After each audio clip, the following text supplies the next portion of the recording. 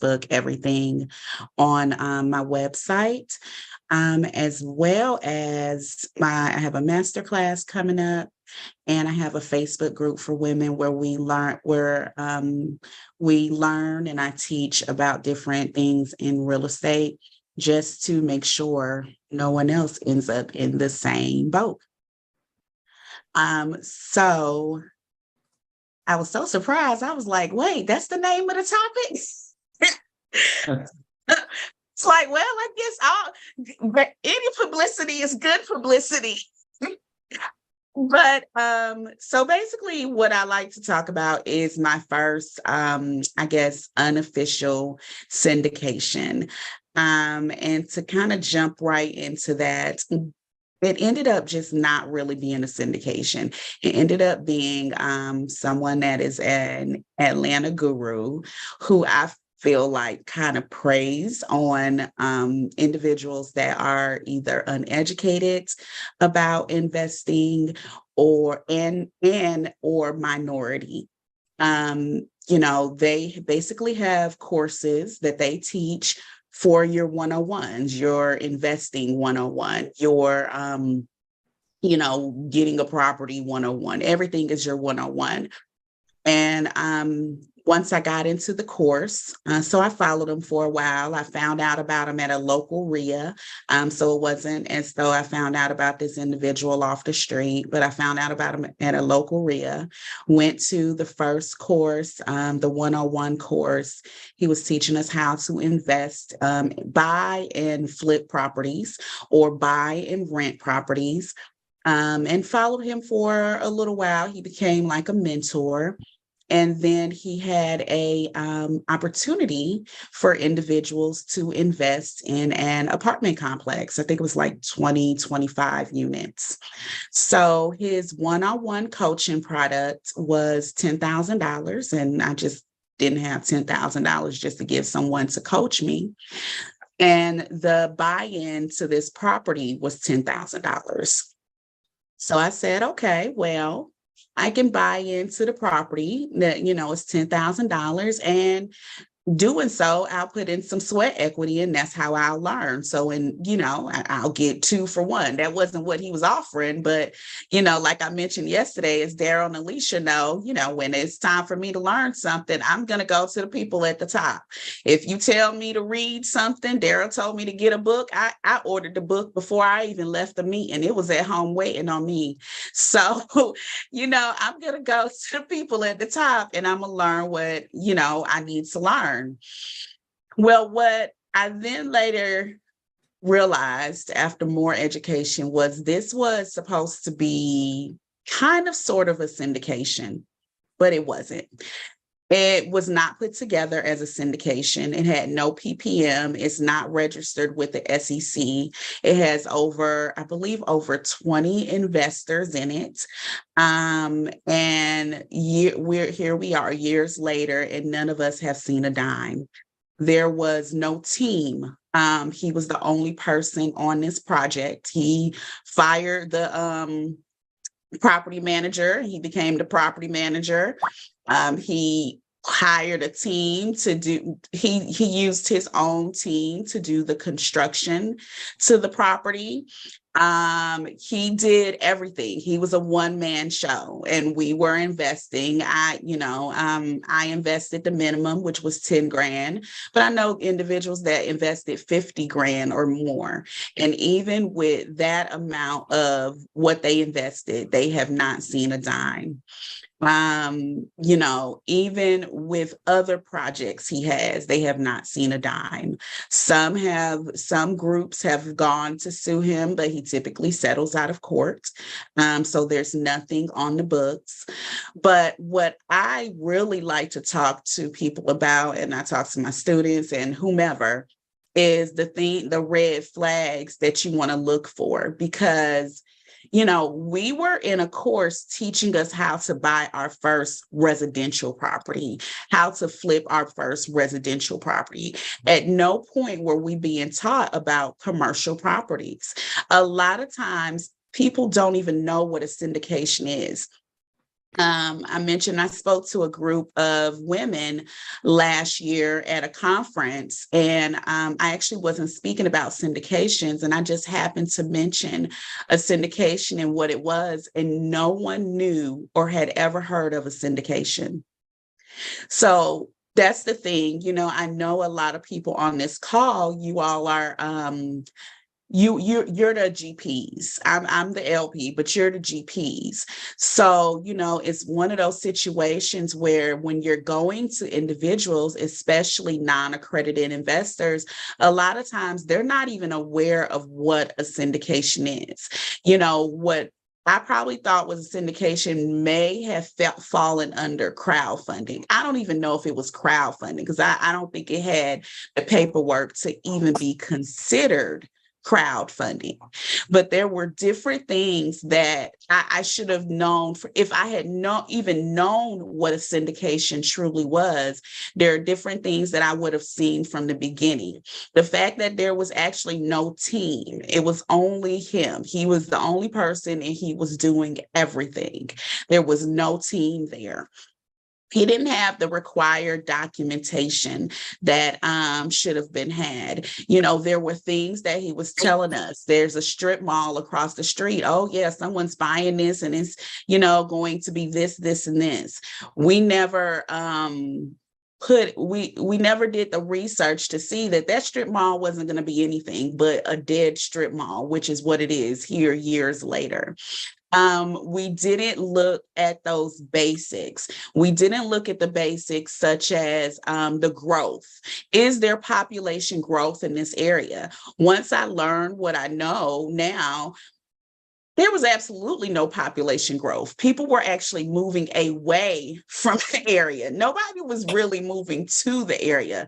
The growth was a negative. Were there jobs coming into the area? Absolutely not. There were no jobs coming into this area. This was not a place that had growth. There was nothing to say that this apartment complex would make money other than what he sold us, what he told us. And the individuals, they weren't all just people that were new. Like for me, I'm a nurse practitioner by trade.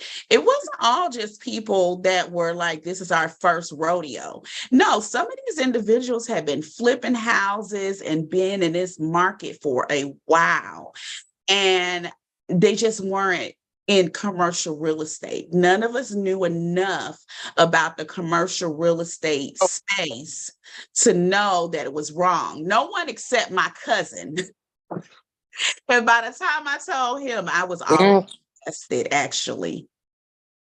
Go ahead, Daryl. No, I think someone made a mistake. But what I was going to ask you, you called off some metrics, which is excellent.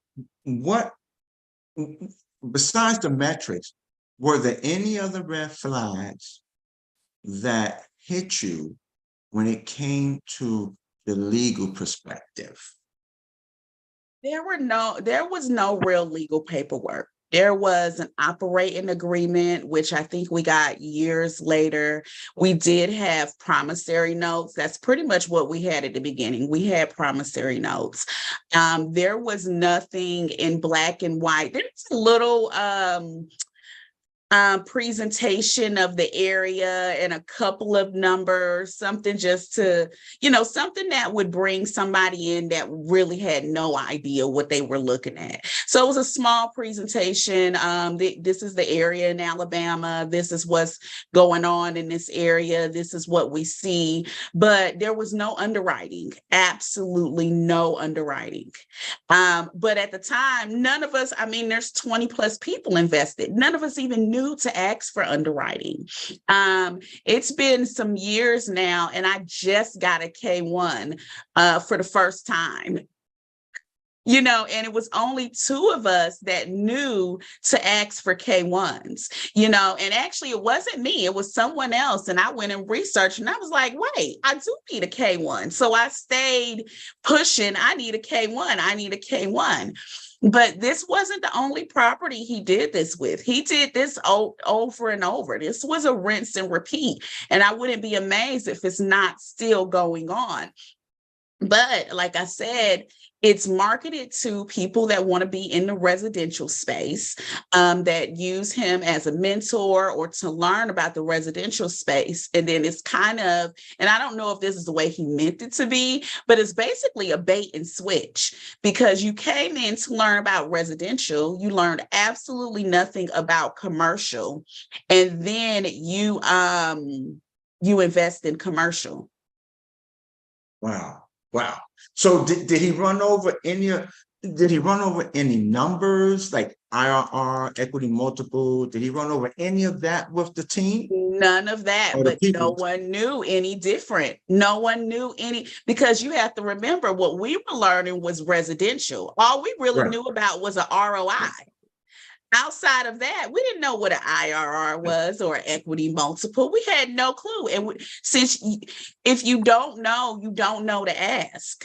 We didn't even Correct. know that this was I don't know that everyone knew that this was considered a commercial investment that fell under different guidelines. Because if they did, they wouldn't have invested the same way I wouldn't have invested. Wow. Holy smoke. And Holy then smoke. Steve said, when the person didn't have a team, do you mean he didn't have a property manager, a legal team, or any partners? Nothing. It was him. And the way that he said it was, we are going to invest in this property together for generations to come. We are going to build wealth for our children, and we are going to do it together. He would go down, because he's in Atlanta like the rest of us. He would go down maybe every week or however often, and he would look at the property. Only 1/3 of the property was habitable. So, I mean, even to this day, I think it's still a third that's not remodeled. Like, so the remodeling was supposed to come as the money came in, and then he would say, well, I'm using my money to remodel. So I don't think there was ever even a true loan. There was no remodeling loan on the property, the money. And he actually owner financed the property. So he's gotten paid. He owner financed the property. He does the property management. He does the construction. Even his tax person, because I used his tax person for a little bit, and I asked him about we used the same tax person for a little bit, and I asked him about the paperwork for the K1s. And even then, he said to me, I keep asking and I can't get anything. He said, Oh, I can't even wow. tell you. He was like, you need to just go ahead and file. He was like, because I haven't gotten any paperwork. Whoa. Yeah. Holy Yeah. smoke. And we were using the same tax professional. Mm-hmm. Because once I named what the LLC was, that's how I found out, okay, yeah, we're using the same person. He was like, no, I haven't got anything in the last 2-3 years. No. That is And amazing. I'm just one of the people. There are other individuals that have invested way more money than I have. Like I have a partner that it has invested over $100,000, has not seen a dime. He's invested in 3 or 4 different things, has not seen a dime from it. Wow. And it's really the lack of education. Yeah. That's the close to the question. Was he ever reported to the SEC? There you go. Not that I'm aware of. There it is. Mhm. Yeah. Wow. So, it's really one of those things where, I do try to educate others and let other people know. I said once I told someone about the IRRs for SEC for syndication, and they told me that was a scam that I was telling them about. Like, people really have not heard of real estate syndications. Someone mentioned that yesterday about a class action lawsuit. And also about reporting him to the SEC, though that's the first time I've heard of those things. I mean, I think a class action lawsuit is possible. I do know there are pending lawsuits against him per property. And he does settle. Even with his hard money lender, his hard money lenders have sued him multiple times, and he'll settle. Wow. Wow. What So last questions? time I I mean, said it, Alicia told me I wasn't supposed to say, I shouldn't say his name. So no. So let me ask you this: what would you tell everyone here? What are some of the things that we can do to protect ourselves from something like this?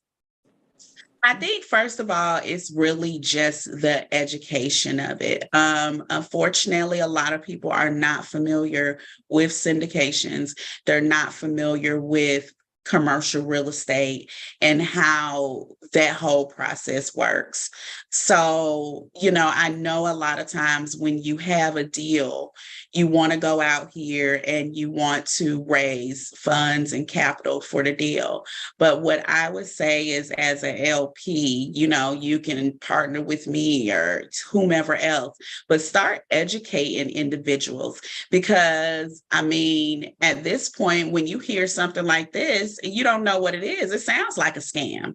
Right. If you don't necessarily know these people, start to educate them. And I think that's why the GOB network is so major. Like, even with my students, I have them come into the GOB network because I feel like there's a lot of education there. Even if you're not in the place to invest at that time, start to see it from the LP standpoint and how they do, how the GP standpoint and how they do their paperwork and how they do their investments and their underwriting. I talk to them about having a criteria. You need to have a criteria of what you want to invest in, and if it meets your criteria, then you need to start investigating the team, start seeing what projects they've done before that. That was his very first project. Now, he did have subsequent projects that people invested in, but as far as we were aware, that was his first project. But he said that was his first project. That should have been another red flag when he said that was his first project. But this was our mentor, so we felt like we were all in this together, except he was getting paid and none of us were getting anything. Like, we're at a point now where we can be bought out of it. So this is the month, and I did contact him because this is when I can be bought out. I want to be bought out. I don't care what's going on with everyone else, but I don't even know that everyone knows they have that option. Because on our paperwork, that was an option. That was, if I didn't ask anything else, that was something I asked. I did ask about the exit plan. So that is definitely a viable option. And with that, then I feel like, okay, now I have a legal stance here. So this is kind of what I was waiting for to get to this point. And then if things didn't go the way I wanted them to go, then I would go the legal route, because then I have a whole lot more to stand on, because now you're in breach of our contract. Wow. Mm-hmm. But I don't think most of our partners even realize that. And for a very long time, he made sure that a lot of us did not know about know who the partners were. He said they needed to be kept secret because they are of higher authority, this, that, or the other. So we didn't even know who a lot of them were. It wasn't until we did another project, which was on a smaller scale, that we began to know about other partners, and that how much money had been invested in different aspects of, in different projects he had going, and the fact that no one had received money. I personally talked to every single partner in the new venture we had going, except for maybe one, and that's how I found out that, oh, okay, he's doing this to everybody. This isn't just a one and done. This is over and over and over. And it's commercial, it's residential, it's flips, it's everything. Wow. That's amazing. Yeah. I don't want to monopolize the time. Does anyone have any questions? Sandra posted Sandra, was that meant just for the host, or you wanted that to be shared? No, you can share it. Okay, so go ahead, but go ahead and ask your question while I go ahead and post. So Charisma, is it possible that this was just a bad deal and it never made any money, so he never had any proceeds to distribute? Is that possible? That is possible if every deal he did wasn't a bad deal. Well, it could So yeah, so I know of at least 8 that he did, be. Oh my. and none of them made any money, whether it was commercial, residential, flips. He has purchased the properties and then he owner finances it as a LLC with individuals that buy into the LLC. So he gets paid because he's owner financing the properties to other individuals. So he always makes money. So yes, if it was just this solo project, then I would say, okay, yeah, that, it could just be a bad deal. But because this has been a rinse and repeat, I know someone that went into a flip with him because that was what he initially told us he does. He does residential, he does wholesaling, he does flips. They went into a flip with him recently. That didn't pan out either. So yeah, if it was just one, sometimes, we're investors. Sometimes you invest in something, it's a bad deal, you cut your losses. But when you start to see a cycle, when you start to see that things are repeating themselves, that's when you have to say, okay, what's going on here? And it's just that idea of educating yourself so that you do know. So that's why I do like the Facebook group. I do a Teaching Tuesday. Every Tuesday at 7:15, I get on there and I teach about a new topic. Next week, I'll teach about syndications. I just, and I just give that information out because I want people to be educated and to know, whether you never decide to invest, whether you decide to do my course or coaching, or you decide to do it on your own, at least you have some information to start with so you can then go to the next level and do whatever it is that you want to do. Because that's the thing, a lot of people, they never actually do the research. And for me, I never would invest in anything. It was like, okay, I'm ready to invest, and then I would stop. And I'm ready to invest, and I would stop. And I'm ready to invest. And, I had a friend, and he was a contractor, and he said, scared money doesn't make money, Charisma. And I was like, you're right. I can't always be scared. And this was the first time that I said, okay, I'm not going to be scared, and I'm actually going to invest. The first time I said that, because I said, well, if I invest with a group, that should be better. Took that 10 grand and put it down on a house and made some money. I was like, wow. Yeah, Ernest is laughing at me because I'm sure he's heard that saying before. The question here, some of you are going to know where I'm going with this question. Okay, so the question is this: he brought to you a commercial deal, told everybody to invest, right? My question to you is this: did everyone have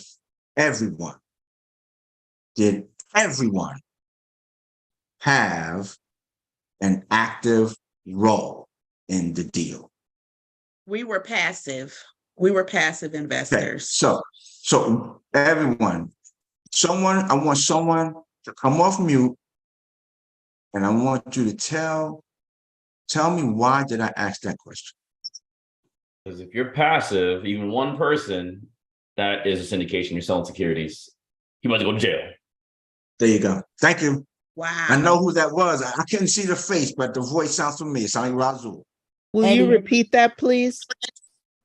Yeah, so whenever you get involved in syndications and multifamily, you have to have the proper structure and the entities in place and the legal paperwork for accepting money from investors. Now, a lot of people, if they do like these smaller multifamily, they think that because it's a smaller deal, that you can just do it as a quote unquote JV, joint venture. But in a true joint venture, everybody has a role in the deal. Truth be told, SEC, is a complaint-driven process. It's not like they're going to be scanning every property, every deal that happens in the country.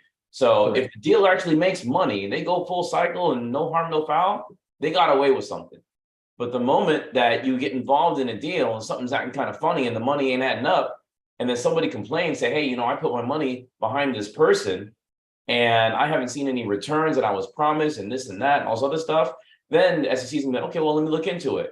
And then once they go, as soon as that happens, it's dead in the water, right? There's gonna be a lot of trouble from people who are doing deals under the guise of a joint venture, when in reality, it is a syndication that they were trying to do them, but whether they knew it or not, they just, committed a crime, a financial crime. So Right.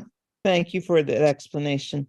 you're welcome. So that's the reason why I asked that question, because in that commercial deal, he was collecting money and it wasn't a syndication. He didn't have, I don't know if Charisma mentioned it. Charisma, did he have you all sign a PPM? No. We signed a promissory note. They signed a promissory We didn't note, have a everyone. PPM. They didn't have no PPM. That's a red flag. Mm-hmm. That is, what's greater than a red flag? A bomb. You know what I'm saying? That right Yes. So, there. question. So, because there may be people on this call that are not familiar with the PPM or Right. a promissory note, or Right. what the difference is, because Correct. in general layman's terms, a promissory note means that they promise to perform based upon whatever you're signing, right? Correct. So Correct. what made that different and allowed him not to follow through with providing dividends or reporting or whatever the case may be? Because with a promissory note, don't you have to perform? No, a promissory note is nothing more than a loan. That's all it is. A promissory note is nothing but a loan. You get a promissory note when you sign a mortgage for your house. There's nothing but a promissory note. Yeah, but you're also agreeing to pay, Yeah. in certain intervals at a certain time with a certain interest rate. So was that not on there? Yeah, but that's not a security. That's I not a get that. security. I get that. So that's the reason why a promissory note isn't the same as a PPM. A PPM, that is going to your SEC attorney, and because you are creating securities, doing a security exchange. So that's the reason why there's a difference between what a promissory note is and what a security is. Now, I also want to say that in a PPM, a private placement memorandum, let me name the letters, but there may be some people that's wondering, what the heck is a PPM, right? That's a private placement memorandum. And in that private placement memorandum, there's a lot of, how can I say, a lot of stuff to scare the heck out of you, right? It's telling you a lot of the risks that you're taking and this and that, stuff that's not going to be in the promissory note.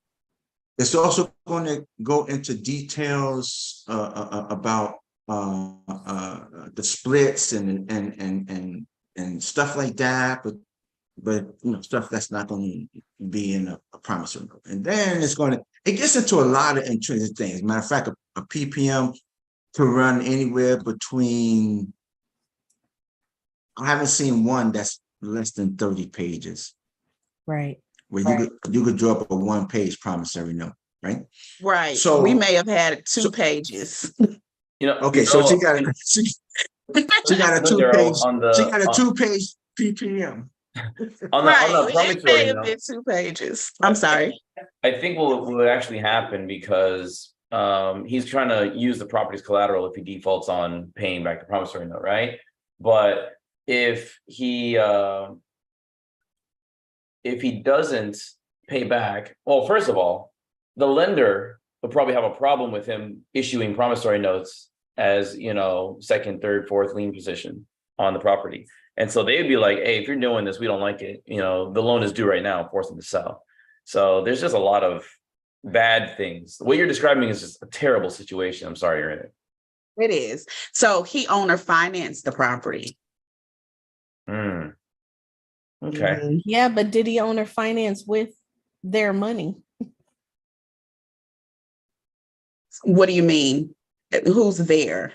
You said he owner finance, so he owned the property and then sold So it. okay, himself? I talked about two different properties. This property he owner financed from the owner. There's another property that he bought the property and then he owner financed to the team.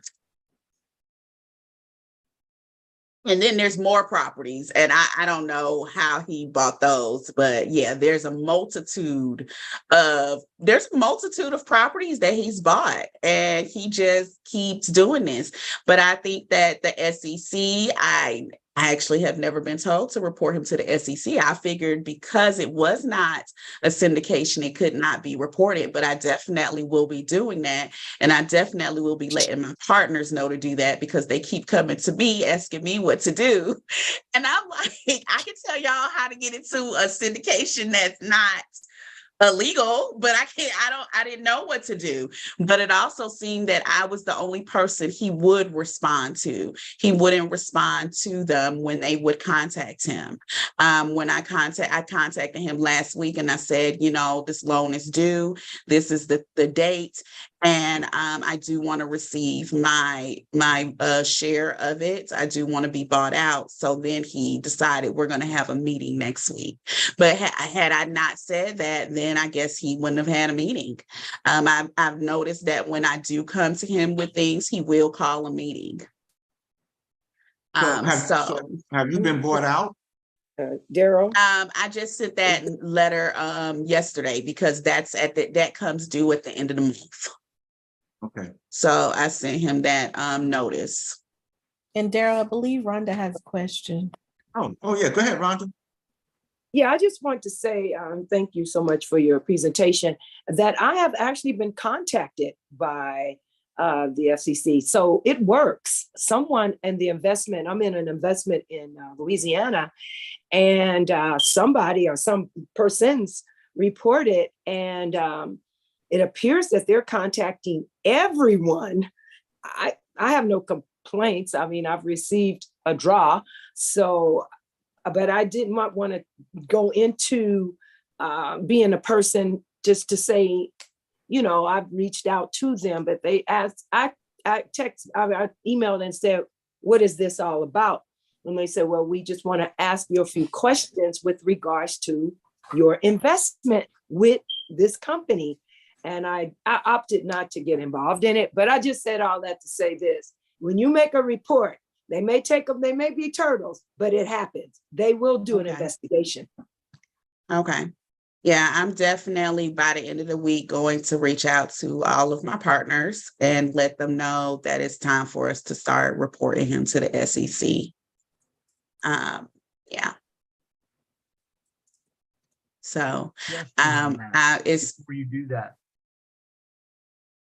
I'm sorry. Say it again, Peter. Yeah, so I would make a suggestion to you on that. I would recommend getting together with all of the partners, everybody that you know of that's invested, have a conversation. I would approach him and tell him that is your intent. Because once you do it, sorry, I've got two meetings going here on here simultaneously. Once you launch that, if he's able to pay you, he's best able to pay you before he has the SEC breathing down his neck. Now, I'm not suggesting you don't go to the SEC anyway, because the SEC needs to know about this guy, right?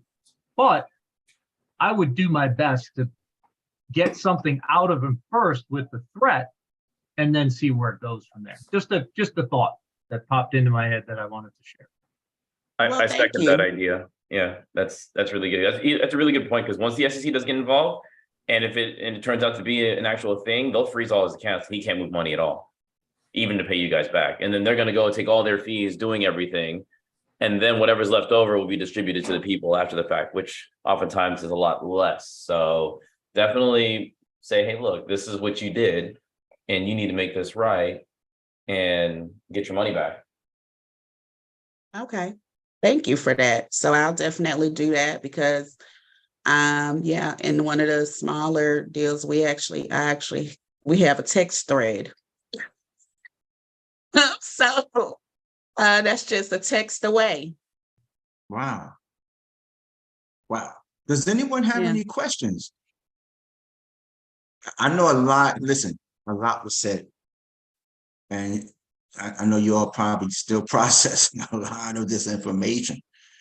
So please, if you have any questions, feel free to ask. All right, feel Yeah. free to ask.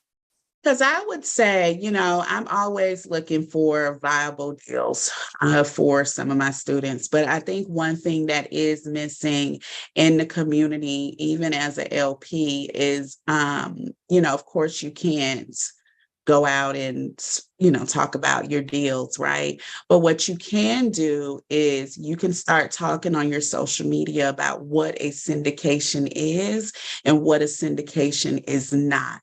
Start to educate people about it. A lot of times, you want to throw out there, you can do the investing, but let them know what it is. Lay that foundation so that they start to realize that, okay, this is a viable option. And actually, this may be a better option for me than investing in residential. What was that? Sorry about that, Charisma. So that may be, a good option. But yeah, I do have other deals. I have some good deals. I'm in Dayton. I have land in Africa that I'm going to visit next month. So I definitely have learned a lot from that situation. I don't know that there's any of us, or maybe you're lucky that has not had, a bad deal go wrong in real estate. But it was definitely a learning lesson and something that I take along and I use to teach and elevate others. Go ahead, Stephanie. Yeah. Thank you, Charisma. Loved your story yesterday and today. My question to you is what you have gone through, and you said you're doing education and you're teaching classes. Have you created a checklist to inform new beginners? As you said, that most of these investors were beginner investors. So in your education, have you created a checklist of the do's and the don'ts or great benefits, or just something that new investors who are coming, who are green, or who are wanting to invest, that they would know that you should have a PPM over a PM? Those things that, what should, they expect, what's typically in a package. Are you creating something like that for the new investors? So actually, after I spoke at the conference last year, I was asked for that. So I actually created a course. It's a self-paced course, and it goes over all of those things. It goes over red flags. It goes over how to, I'm sorry, I just saw something at my door. It goes over the questions to ask, how to evaluate the sponsor, how to evaluate the deal. It doesn't go into it as to the extent as a GP. It goes over the things you should know as an LP, because what I found when I started educating myself was there's nothing out there for LP unless you read one of two books. There's absolutely nothing on the market out there to educate a LP who wants to invest in something like this. You literally have to piece the information together. So I actually created a course, and it goes through all of that, all of the documentation, the things that you need to know. It goes over how how to create a criteria. It goes over what you should be looking for in the PPM, what you should be looking for in the sponsors, how you should evaluate the area that the syndication is located in. Because even though they're telling you this is coming, that's coming, and that's coming, anyone can write that on a sheet of paper, put it on a PowerPoint and make it look nice. But you need to do that research as well. So that is definitely something I did. It's a course I created really because they asked me for it. I didn't think anybody would care about the syndications. I was actually teaching them about residential rentals, but it was the syndications they were all interested in. So I actually created that course for investors that want to invest but have no idea what to look at, all of those different things. Miss Stephanie, go ahead. I'm Oh, sorry, that was I her didn't have my hand question. up, but she answered my question. That's what I was just wondering for. Is for like the LPs, the new investors who are wanting to get started, and you said that they all were unaware. I was asking if she could put something together so that they can have that and have a little checklist. So thank you. Yeah. Yeah. And the Okay. course, I sent it to Daryl, but the course is on my website. But yeah, so that's what I do. I go over that, and then I do like I said, I do the free classes in my Facebook group or on my Instagram, and I leave them up there. Every week I talk about something different, just so you can have the education, and then you can go out there, you can read it, because when you're reading it and you don't know anything about it, it sounds like a foreign language. So I also, let them know to come into the GOB. I'm like, just list me as the sponsor. I'm sure at some point Daryl probably has seen like some people come through. I'm like, this is another great place for you to come, even though a lot of times it's talking to people from the perspective of an LP. Is you get to see deals, you get to see the underwriting, you can walk through it. So that is especially helpful for an investor. And I always let them know, whatever deal you see on the table, it won't be the last one. Don't be so quick to jump into the first deal, because I think that was another way that he got us, was that, we saw it and everything that glitters isn't gold. And, at the moment, we weren't aware. Gotcha. Wow. Well, Miss Charisma, I want to thank you for this information. You gave out so much information. I know you got to run because you got a hard stop. Yes. So, but I want to say thank you very much for coming and for being here today. You have shared your words of wisdom, and like I said yesterday, they call them gold nuggets, but I think this is something that's, whatever is greater than gold, man. Charisma went beyond gold nuggets, right? So I want to thank you very much. And she did put her information in the chat. So if y'all would like to reach out to Charisma, reach out to her. Reach out to her. Yes. Feel free. Sorry. No, go ahead, Charisma. You go ahead. Yeah, you can go to my website. I have a YouTube, I have a Facebook, Instagram, I have courses, classes. I have a free master class next Wednesday. We'll talk about syndications as well. Or if you have any people that are investors, because it may not be something you need as a GP, but it may be something that your investors or potential investors can benefit from, because it's information from an investor to an investor instead of information from you that's kind of selling your investment. So it's a little different. Cool. And if y'all want to learn more, especially, if you want to learn about underwriting, hey, every Tuesday at 11 o'clock Eastern Standard Time, commercial multifamily mastermind, we always put up a property. We always go through the underwriting. So if you would like to come and attend that, come on and come, right? Just shoot me an email, say, hey, I would like to be invited to the commercial multifamily mastermind. Because Charisma mentioned a lot of stuff, things that you should know. And we do go over underwriting. We discuss as you know, the GOB is an educational platform. We're here to educate you. Charisma, take it easy, be safe on your journey, and let us know when you get back. All right, I'll let you know if I end up syndicating in Africa.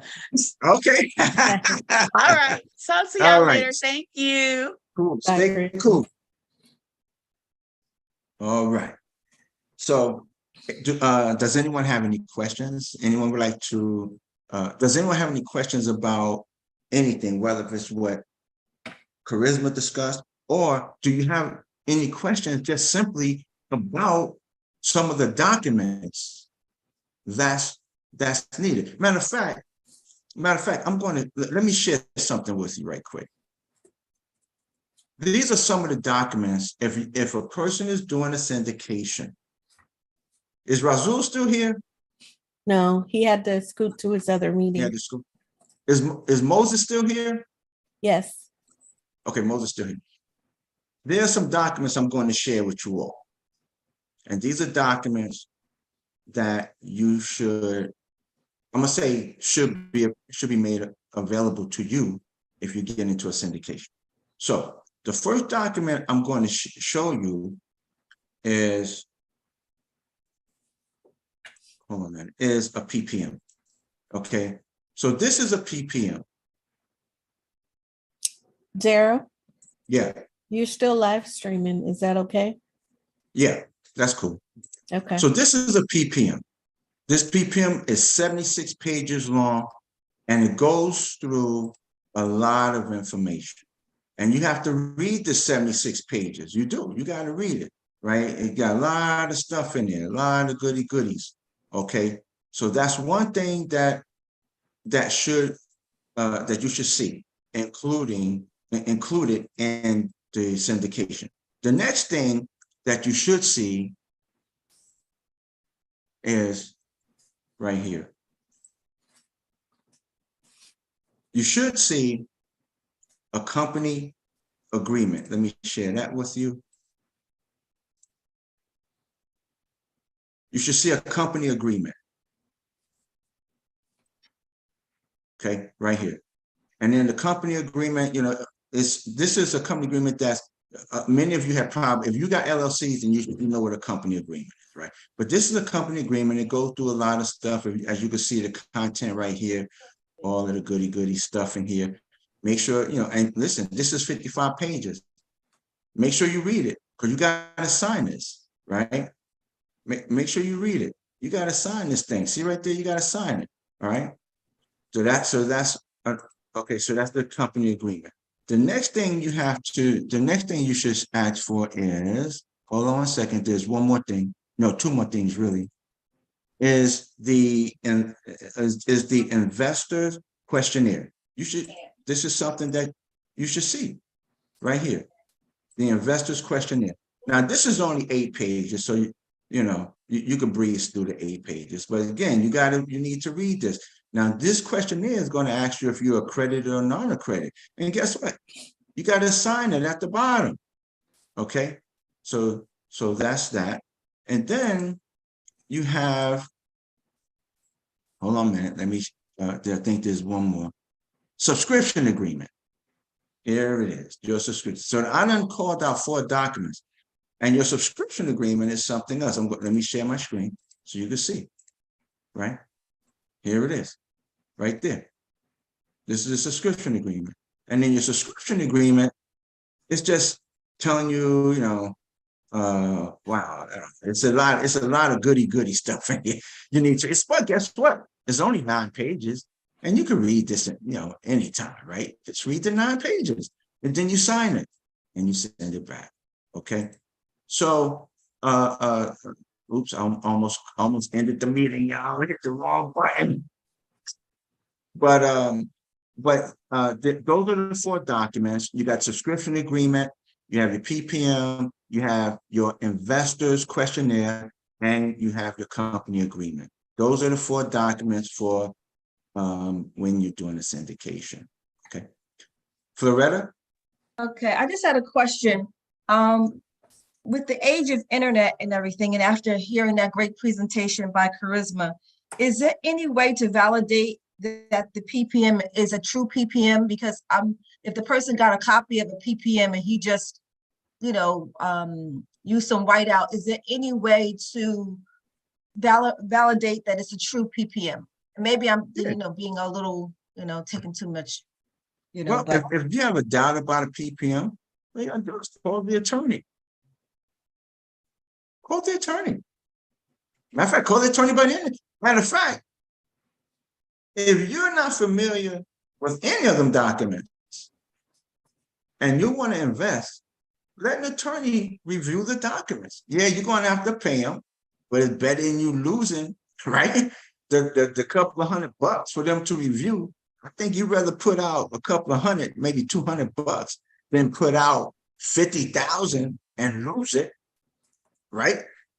Okay, so put out a couple of $100. If you have never read it and you're not familiar, you don't know what the heck you're reading, hey, go to a syndication attorney. I said go to a syndication attorney. Do not go to a Joe Blow attorney. No disrespect to any attorneys on in here, okay?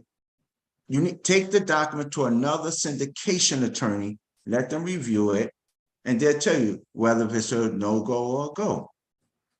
I did that. My first deal, hey, I didn't know what the heck I was reading. I sent it over to Callister and Associates, asked them to please review it and give me their opinion. And he came back and said, man, I wouldn't do this. And I didn't. So that's what I want to tell you, right? So I want to thank you all for coming. If there are any new people here that has never invested before and you're looking at investing and wanting to invest, you want to learn about underwriting, you want to learn about PPMs and all the rest of this, you want to get active, you want to take action, come on over to the Commercial Multifamily Mastermind. We meet every Tuesday, 11 o'clock Eastern Standard Time. We always have education, we always have opportunity. All right. All right. I want to thank you all for coming, everyone. And I'll see everyone back here next week at the Capital Raise Strategy session. Thank you.